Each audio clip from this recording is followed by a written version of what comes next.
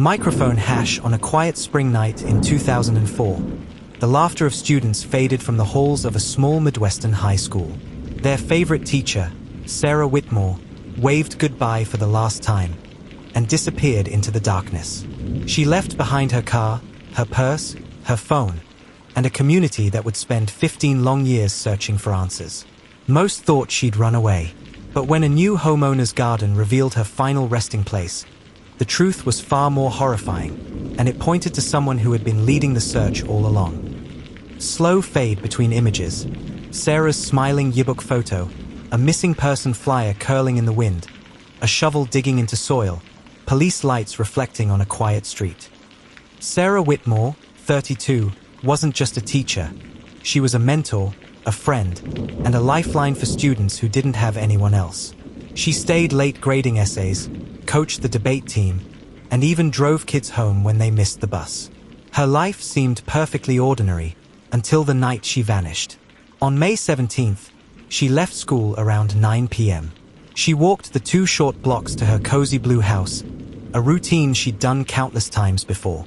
But the next morning, Sarah didn't show up for class. Her car was still in the driveway. Inside the house, her handbag sat neatly by the couch. Her phone was charging.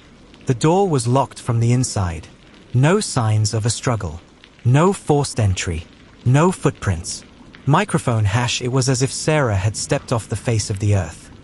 Police combed through fields, drained ponds, knocked on every door. Flyers covered light poles, the post office, the diner. Everyone was looking for Sarah. Leading the charge was Mark Evans, her colleague, neighbor, and close friend. He organized candlelight vigils, coordinated search parties, and spoke tearfully on local TV. Weeks passed with no leads. Theories emerged. Maybe Sarah had secretly left town. Maybe she was running from something, or someone. Interviews began to reveal cracks in the image of her perfect life. She'd clashed with the school board over accusations of grade fixing for the football team. She was quietly ending a relationship that some said had become volatile.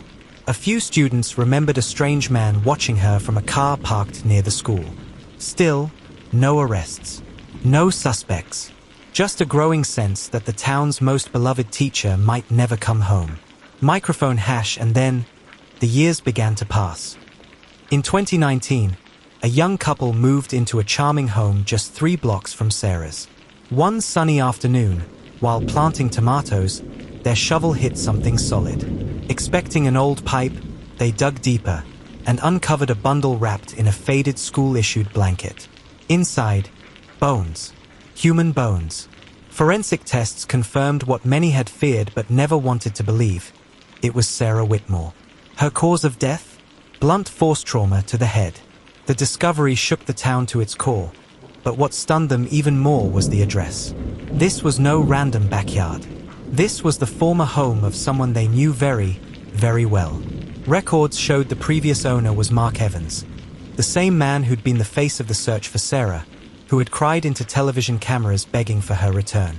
Police reopened the case, and with modern DNA testing, they matched fibers from the blanket to Mark's clothing, stored in evidence for years. Investigators believe Sarah confronted Mark the night she disappeared about his role in falsifying grades. An argument turned violent, and Mark killed her in a fit of rage. He buried her in his own backyard. Then, weeks later, sold the house and moved away, continuing to publicly mourn her as if he hadn't been the one to take her life. Mark Evans was convicted of murder in 2020. For the town, the wound is still raw, not just because they lost Sarah, but because the man they trusted most, the one who vowed to find her, was the one who made her vanish. Microphone hash. Sometimes, evil doesn't lurk in the shadows. It walks beside you in the daylight, holding a flashlight, helping you search for the very thing it destroyed.